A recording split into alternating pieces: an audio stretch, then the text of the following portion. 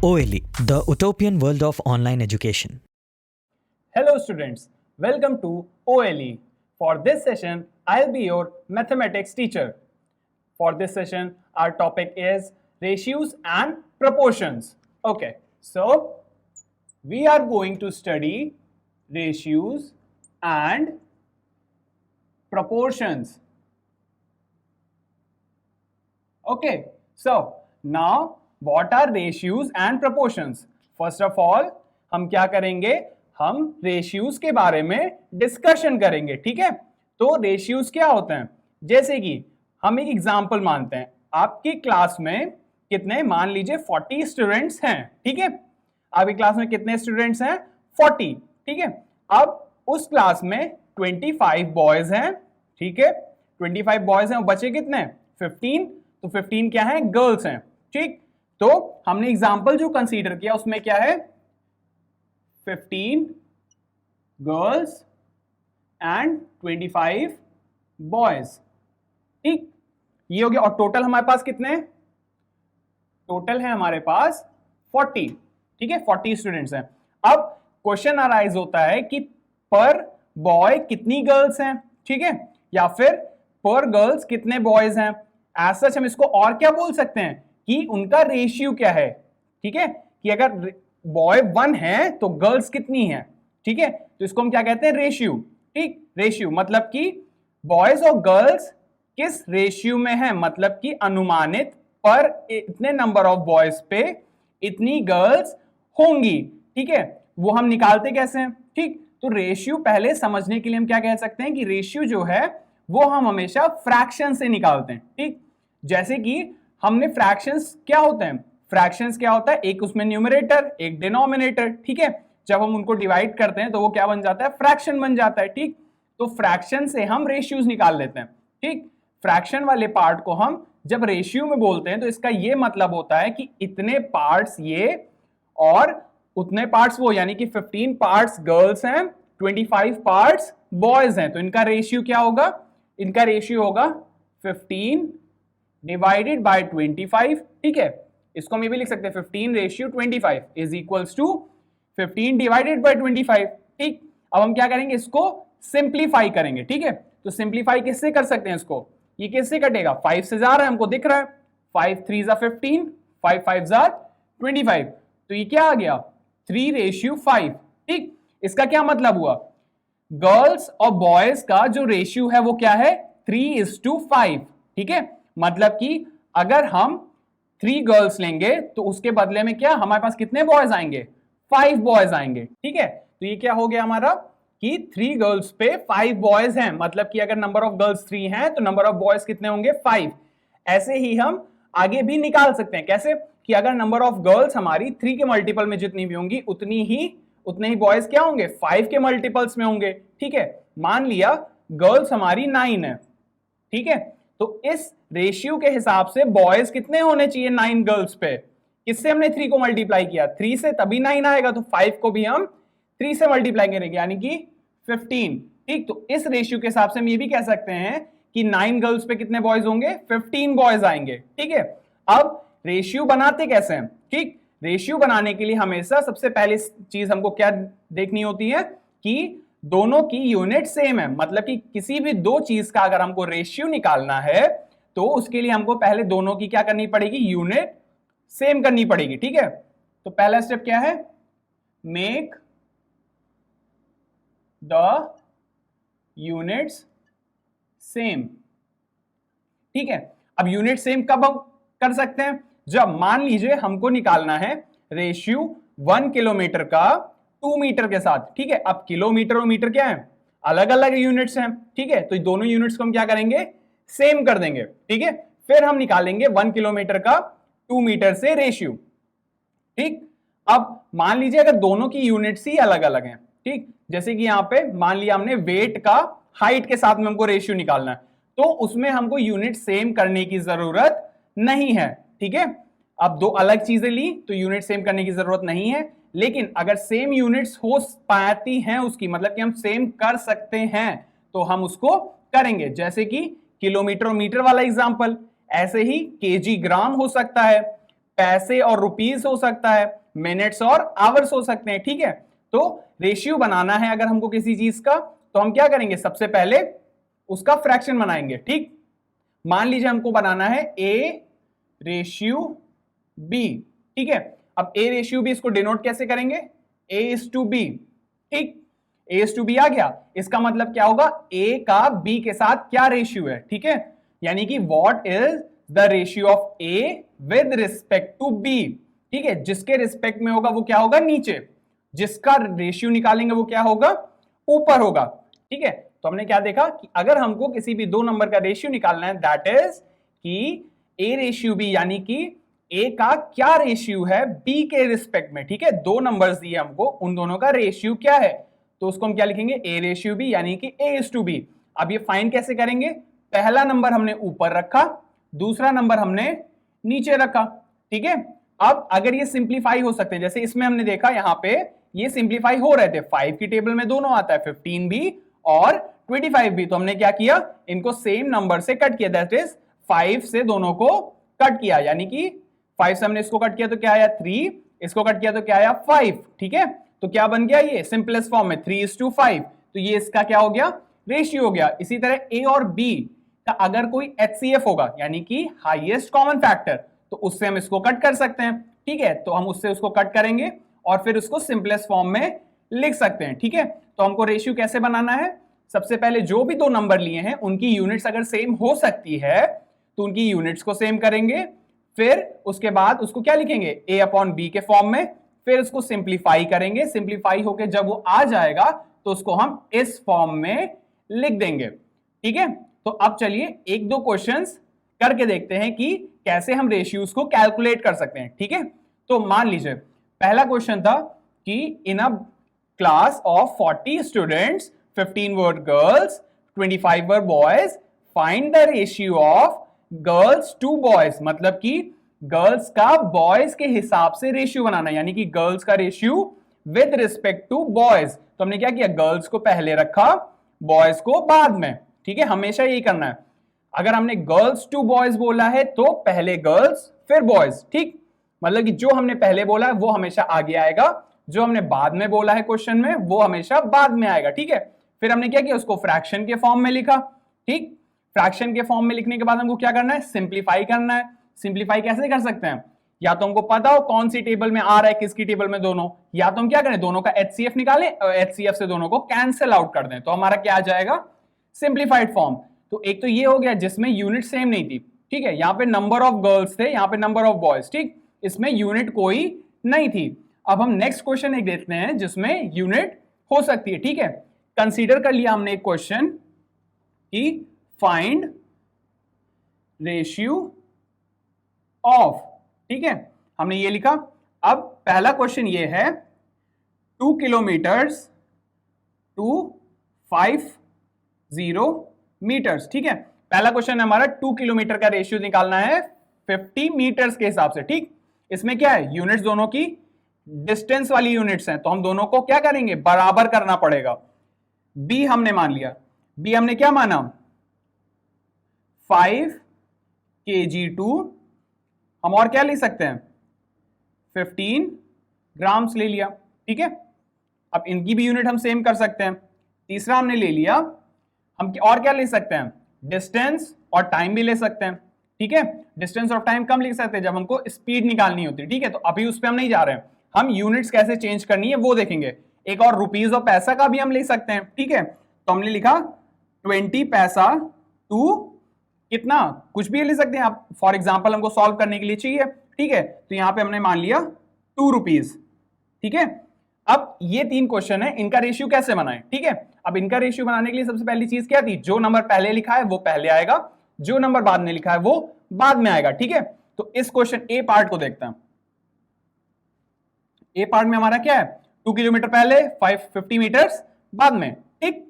अब 2 किलोमीटर और मीटर दोनों की यूनिट अलग अलग है, तो हम क्या करेंगे, यूनिट्स दोनों की सेम करेंगे। तो हमने क्या किया, 2 किलोमीटर को हमने क्या लिखा, 2 × 1000 मीटर होता है, ये 1 किलोमीटर में कितने होते हैं, 1000 मीटर्स होते हैं, तो 2 किलोमीटर × 1000 मीटर्स, तो ये क्या आ गया 2000 मीटर्स। और दूसरा भी हमारा क्या है 50 मीटर। अब देखिए दोनों की यूनिट सेम हो गई। अब हम इनका रेशियो निकाल सकते हैं। इसका रेशियो निकालना है तो क्या होगा, हम इसको लिखेंगे 2 किलोमीटर रेशियो 50 मीटर। इसको फिर हम दिस इंप्लाइज दैट, मतलब कि अब इसको हम इसके हिसाब से रखेंगे और किस फॉर्म में रखेंगे, डिवाइड के फॉर्म में, ठीक है, यानी कि 2000 अपॉन 50। अब देखिए यहां भी मीटर है और यहां भी मीटर है, दोनों यूनिट सेम है, तो यूनिट्स क्या होंगी, कैंसिल आउट। ठीक, अब हम क्या करेंगे, इसको सॉल्व करेंगे। एक जीरो कैंसिल हो गया, 5 40 200, ठीक है, तो क्या आ गया 40 रेशियो। अब नीचे क्या बचा 1। हमेशा जब डिनोमिनेटर में कुछ भी नहीं बचता है तो हम क्या लिखते हैं 1, ये तो पता ही है आप लोग को। तो हमने क्या लिखा 40:1, ठीक है। तो अब ये क्या आ गया, रेशियो आ गया इस क्वेश्चन का, यानी कि 2 किलोमीटर और 50 मीटर में क्या पार्ट्स में डिवाइड करता है, मतलब कि कितने पार्ट्स 2 किलोमीटर के और कितने पार्ट्स फिर 1 यानी कि 50 मीटर्स के होंगे, ठीक है। तो ये क्या हो गया हमारा 40:1, ठीक। तो हम इसको क्या लिख सकते हैं, 2 kilometre ratio 50 metre is, ratio उनका क्या है 40:1 का रेशियो है दोनों में, ठीक है। ये क्लियर हुआ यहां तक। अब हमने क्या देखा, जो भी यूनिट्स होती है वो कैंसिल आउट हो जाती हैं। इसका मतलब क्या हुआ, रेशियोज जो होते हैं वो यूनिट लेस होते हैं, ठीक है। तो हम यहां पे नोट कर लेते हैं इसको, हैशटैग बनाया, रेशियोज आर यूनिट लेस, ठीक है। रेशियो जितने भी हमारे होते हैं वो क्या होते हैं, यूनिट लेस होते हैं, ठीक है। अब इसी तरह हम इन दोनों में से भी एक करके देखते हैं। चलिए बी, ये क्या है 5 kg टू 15 ग्राम्स। यहां पे हमने लिया 5 kg टू 15 ग्राम्स। अब इनकी भी क्या है, यूनिट अलग है, ठीक। तो हम यूनिट पहले सेम करेंगे, तो हम क्या करते हैं, दोनों में से किसी एक की भी यूनिट दूसरे में बना देते हैं, ठीक है। जैसे हमने किलोमीटर को मीटर में कर दिया, हम ये भी कर सकते थे कि इस मीटर को किलोमीटर में कर दें, ठीक है।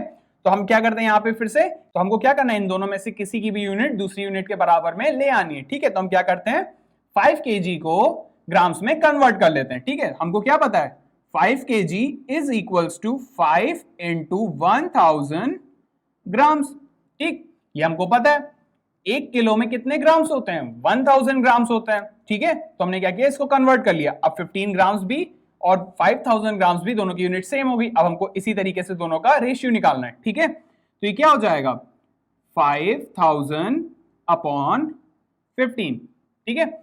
अब किससे कटेगा, ये किसी से कैंसिल आउट कर सकते हैं इसको, किससे जा रहा 5 से, 5 3 5000, ठीक है।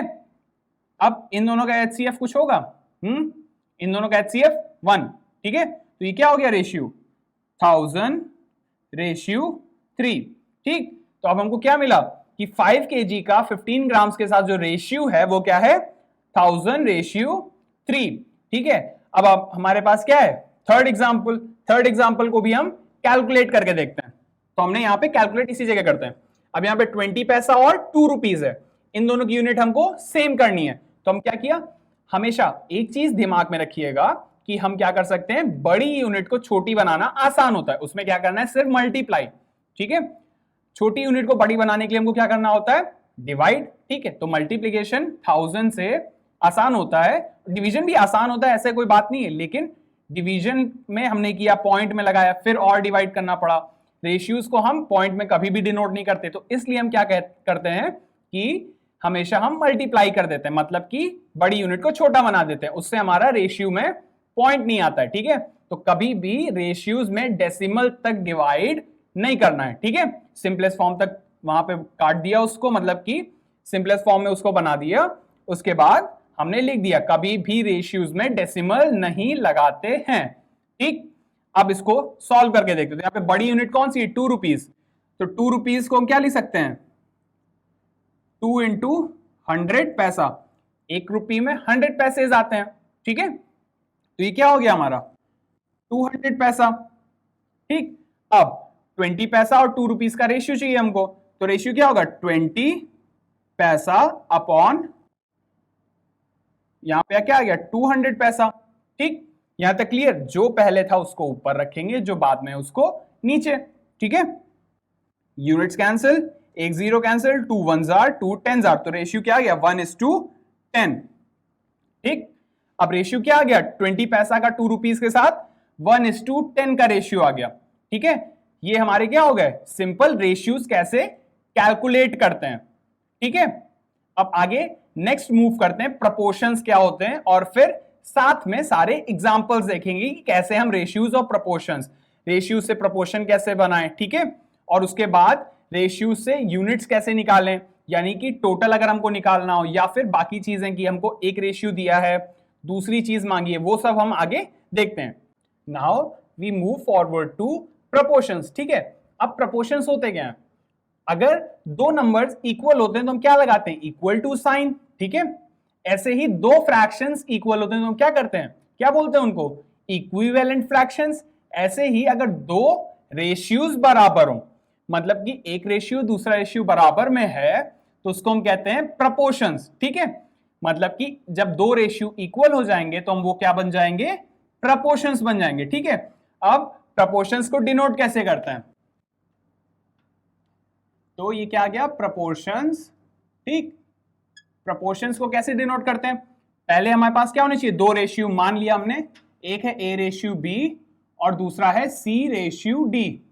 ठीक है, हमारे पास कितने, दो रेशियोज आ गए। अब ये दोनों इक्वल हैं तो उसको क्या कहेंगे, ये दोनों प्रपोर्शंस में हैं। ठीक है, अब प्रपोर्शंस में तो डिनोट कैसे करेंगे, पहला रेशियो लिखा हमने, ठीक, फिर प्रपोर्शन का साइन बनाया, फिर लिखा c रेशियो d।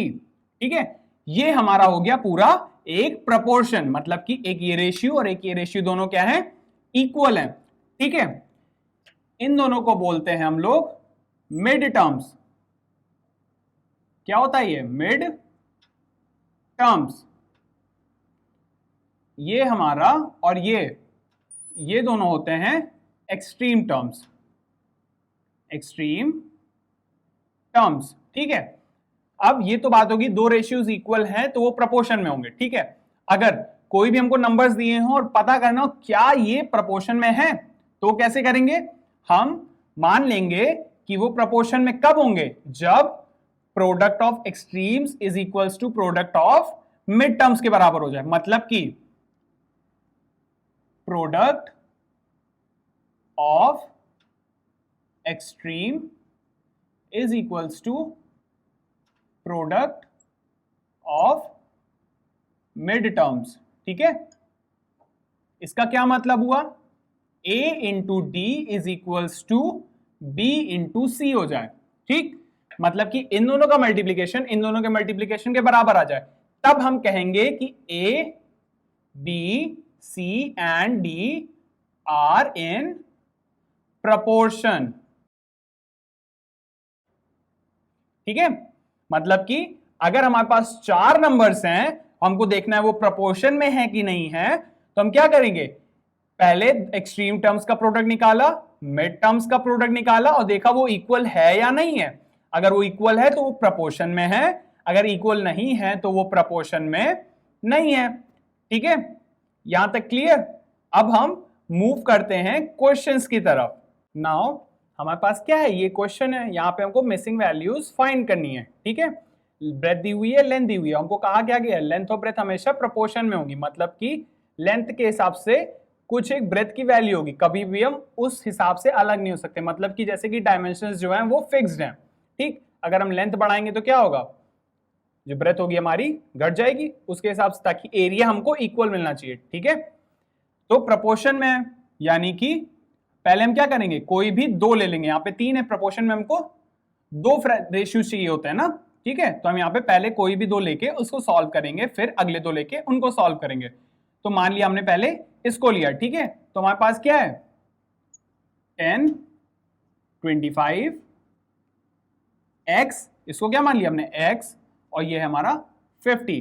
ठीक, अब वो क्या गिवन है कि ये प्रपोर्शन में, अगर ये प्रपोर्शन में है तो ये चीज हमारी सेटिस्फाई करेगी, यानी कि product of extreme is equals to product of mid terms.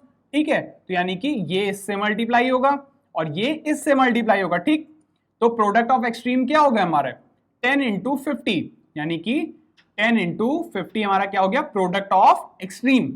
ठीक, अब प्रोडक्ट ऑफ मिड टर्म्स क्या होंगे हमारे, 25 इंटू एक्स, 25 इंटू एक्स, ये क्या हो गया हमारा 25x इज इक्वल्स टू 500। ठीक, x इज इक्वल टू क्या होगा, मल्टीप्लाई में जो नंबर होता है नीचे इधर आके क्या हो जाता है, डिवाइड में। तो ये हो गया 500 अपॉन 25, तो ये क्या आ जाएगा 20।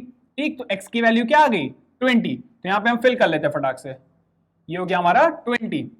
ठीक, यहां तक क्लियर। अब हमको क्या करना है, ये वाला लेना है। तो अब हम या तो ये दोनों ले सकते हैं या फिर ये दोनों ले सकते हैं। ठीक, तो इन दोनों में से हम मान लेते हैं हमने यही दोनों लिया। ठीक है, अब यहां पे इस हिसाब से देखो, अब नंबर्स क्या हो गया हमारे पास 10, 25, 40 और इसको हमने मान लिया y। ठीक, अब प्रोडक्ट ऑफ एक्सट्रीम और मिड टर्म्स वाला फॉर्मूला फिर से लगाएंगे। क्यों, क्योंकि ये प्रपोर्शन में है। ठीक है, यानी कि this into this is equals to this into this, यानी कि 10 into y is equals to 25 into 40। ठीक, ये क्या हो जाएगा 10y, ये क्या हो जाएगा, इसको एज इट इज रहने देते हैं, जब ये डिनोमिनेटर में जाएगा तो कैंसिल कर सकते हैं। अब 10 यहां से डिवाइड में गया, y is equals to 25 into 40 upon 10। ठीक है, अब कैंसिल करते हैं, ये इससे कैंसिल, सीधा सीधा 0 0 कैंसिल हो गए। 25 4 आर 100, तो y की वैल्यू क्या आ गई 100। तो अब यहां पे क्या हम सीधा लिख सकते हैं 100। तो हमारी ये दोनों मिसिंग वैल्यूज हमने निकाल ली। अब एक बार फिर से गो थ्रू करते हैं इस पे। ठीक है, मतलब कि हमको क्या दिया होता है, ये प्रपोर्शन में है। ठीक, तो लेंथ और ब्रेथ के हिसाब से हमने दूसरी लेंथ और ब्रेथ निकाल ली। कैसे, एक मिसिंग वैल्यू थी, हमने मान लिया कि ये प्रपोर्शन में है क्योंकि वो गिवन था। अब अगर वो प्रपोर्शन में है तो ये चीज क्या होगी, सेटिस्फाई करेगी। ठीक है, अगर ये प्रपोर्शन में है तो ये चीज सेटिस्फाई करनी चाहिए। ठीक है, तो हमने मिसिंग को x मान लिया। ठीक, फिर हमने इस चीज में वैल्यूज पुट कर दी, यानी कि प्रोडक्ट ऑफ एक्सट्रीम्स निकाला, प्रोडक्ट ऑफ किसके, मिड टर्म्स से बराबर में रख दिया। ठीक है, इक्वल लगा के, तो वहां से हमको x की वैल्यू मिल गई। ठीक, ऐसा ही हमने इसके लिए भी किया, चाहे हम इन दोनों को ले सकते थे या फिर इन दोनों को। ठीक है, हमने क्या किया, चारों नंबर लिए, फिर हमने क्या किया, प्रोडक्ट ऑफ एक्सट्रीम्स और प्रोडक्ट ऑफ मिड टर्म्स निकाला। ठीक, हमने सॉल्व किया तो उससे क्या मिल गया, y की वैल्यू। अब देखने वाली क्या चीज है, अगर हमको सिर्फ रेशियो निकालना होता, ठीक है, हमको सिर्फ रेशियो निकालना होता, प्रपोर्शन से मिसिंग वैल्यू ना निकालनी होती, तो रेशियो क्या आता है इसका, कैसे निकालेंगे।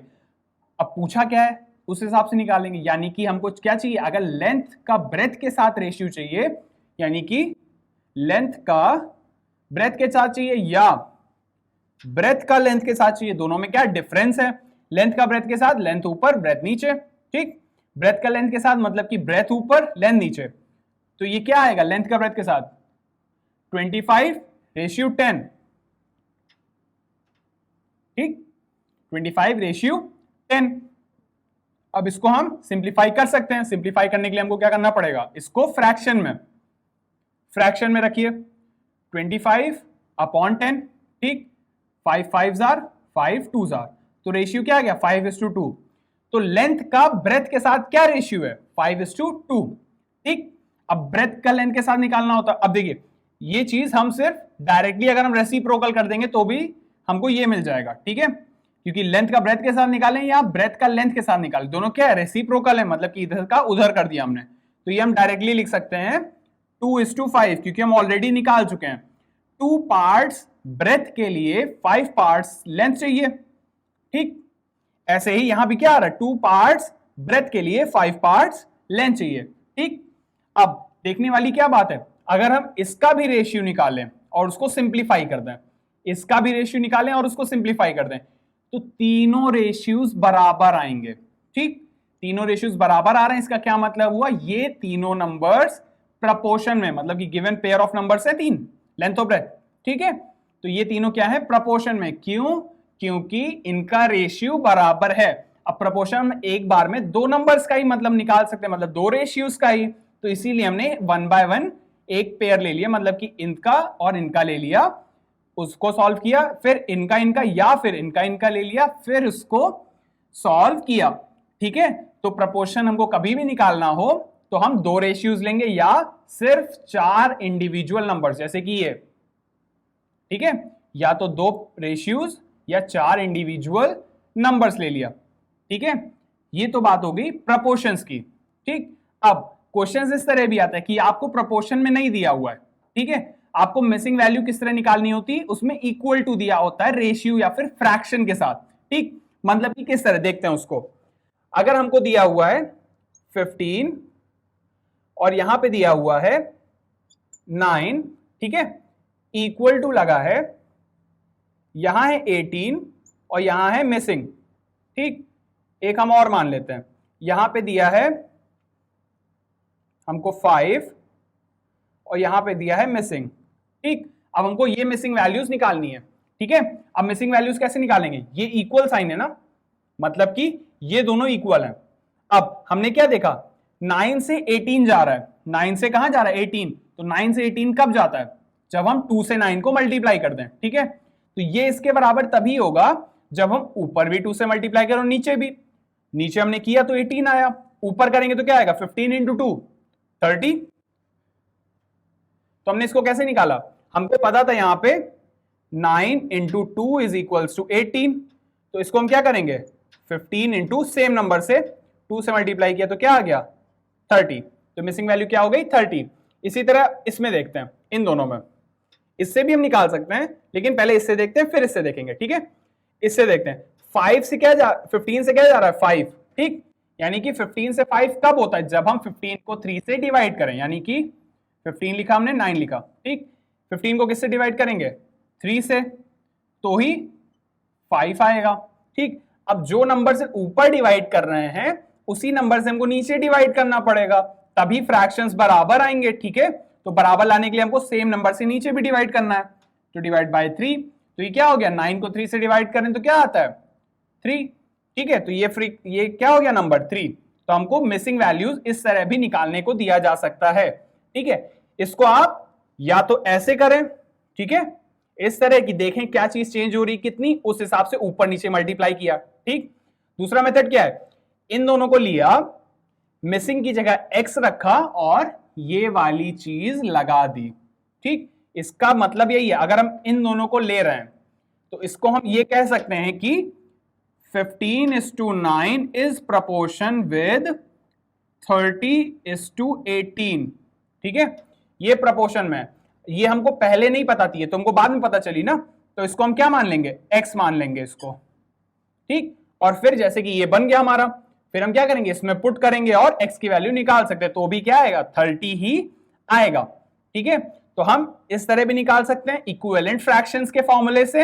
इक्विवेलेंट फ्रैक्शन ऐसे ही तो बनाते थे, या तो डिवाइड करते थे सेम नंबर से या फिर मल्टीप्लाई करते थे ऊपर नीचे। ठीक है, या फिर हम प्रपोर्शन से भी ये क्वेश्चन सॉल्व कर सकते हैं। ठीक है, ठीक है, अब एक क्वेश्चन और देखते हैं जिसमें हमारे पास 4 नंबर्स हैं और हमको बताना है क्या ये प्रपोर्शन में है या नहीं है। ठीक है, तो 4 नंबर हम कोई भी ले सकते हैं, मान लीजिए हमने ले लिया 10, 5, 25, 30। ठीक है, अब हमको बताना है are these numbers are in proportion, मतलब कि ये नंबर क्या प्रोपोर्शन में है या नहीं है। ठीक, अब हम इसको कैसे बताएंगे, इसको हम प्रोपोर्शन कब होगा जब ये वाली चीज सेटिस्फाई करे। ठीक है, तो पहले हम ये निकालेंगे, ये निकालेंगे, अगर दोनों बराबर आ रहा है तो वो प्रोपोर्शन में होगा, अदरवाइज वो प्रोपोर्शन में नहीं होगा। ठीक है, तो चलिए पहले प्रोडक्ट ऑफ एक्सट्रीम निकालते हैं। तो प्रोडक्ट ऑफ एक्सट्रीम, एक्सट्रीम्स क्या है इसमें, ये और ये, 10 इंटू 30 यानी कि 300। ठीक, अब ऐसे ही प्रोडक्ट ऑफ मिड टर्म्स या फिर मीन्स भी इसको कह सकते हैं। ठीक है, प्रोडक्ट ऑफ मिड टर्म्स क्या होगा 5 इंटू 25, 25 इंटू 5 125। अब हमको यहां पे क्या देखने को मिला, प्रोडक्ट ऑफ एक्सट्रीम और प्रोडक्ट ऑफ मिड टर्म्स या फिर प्रोडक्ट ऑफ मीन्स क्या है, बराबर नहीं है। तो अगर ये बराबर में नहीं है तो ये 4 नंबर प्रपोर्शन में नहीं होंगे। ठीक है, तो यहां पे क्या लिखेंगे, since product of extremes is not equal to product of means या फिर mid terms, so they या फिर the given numbers are not in proportion. ठीक है, तो हमने क्या देखा, अभी हमने रेशियोज पढ़ लिए। रेशियोज कैसे निकालते थे, जो भी दो नंबर का हमको रेशियो निकालना, मतलब जैसे बॉयज और गर्ल्स का निकालना था या फिर केजी टू ग्राम का निकालना था, कुछ केजी का कुछ ग्राम के साथ, तो हमने क्या किया, जो पहले दिया है उसको पहले रखा, जो बाद में दिया उसको बाद में। यानी कि अगर हमको गर्ल्स इज टू बॉयज निकालना है तो हमने क्या किया, गर्ल्स को ऊपर रखा, बॉयज को नीचे फ्रैक्शन में। फिर हमने सिंप्लीफाई किया तो हमको क्या मिल गया, रेशियो मिल गया। उसको हम डिनोट कैसे करते थे, इस तरीके से। ठीक है, फिर हमने क्या देखा कि यूनिट्स हमको क्या करनी पड़ती, सेम करनी पड़ती, अगर एक केजी और दूसरा ग्राम में है। ठीक है, अगर एक मीटर है दूसरा किलोमीटर में, तो हमको यूनिट्स चेंज करनी पड़ती हैं रेशियोज के लिए। रेशियोज क्या होते हैं, यूनिटलेस होते हैं, उनमें कोई भी यूनिट नहीं होता। वो ये बताते हैं इतने पार्ट्स पहले नंबर, पहली चीज के लिए कितने पार्ट्स दूसरी चीज लगेंगी। ठीक है, जैसे कि हम खाना वाना बनाते हैं तो उसमें इंग्रेडिएंट होता है कि इतने पार्ट्स पानी में, इतने पार्ट्स क्या हमको शुगर मिलाना है या फिर फ्लावर मिलाना है। ठीक है, तो वो चीज क्या होती है, रेशियो ही दिया होता है, बस वो सिंप्लीफाइड लैंग्वेज में दिया होता है। ठीक, उसके बाद हमने क्या पढ़ा, प्रपोर्शंस। प्रपोर्शंस क्या होते हैं, प्रपोर्शंस जब दो रेशियो बराबर होते हैं तो हम क्या कहते हैं, ये चारों नंबर प्रपोर्शन में। ठीक है, जैसे कि दो रेशियो दिए हुए हैं, इनका क्या है, इक्विवेलेंट है, मतलब कि दोनों बराबर हैं, सेम है दोनों, तो वो चारों number a b c d क्या हो जाएंगे, प्रपोर्शन में। ठीक, प्रपोर्शन में है तो product of extreme is equal to product of means या फिर मिड टर्म्स, ये बराबर होगा। ठीक, अगर ये बराबर है तो वो नंबर भी प्रपोर्शन होंगे, यानी कि वाइस वर्सा है, अगर प्रपोर्शन में है तो ये चीज एग्जिस्ट करेगी, और अगर ये चीज एग्जिस्ट कर रही है तो वो प्रपोर्शन में होंगे। ठीक है, तो हमने इस सेशन के बाद हमको क्लियर हो गया कि हम रेशियोज कैसे कैलकुलेट करें और प्रपोर्शंस कैसे फाइंड करें कि वो प्रपोर्शन में है, और अगर प्रपोर्शन में है तो मिसिंग वैल्यूज कैसे निकालनी है, ये हमको आ गया। ठीक है, थैंक यू।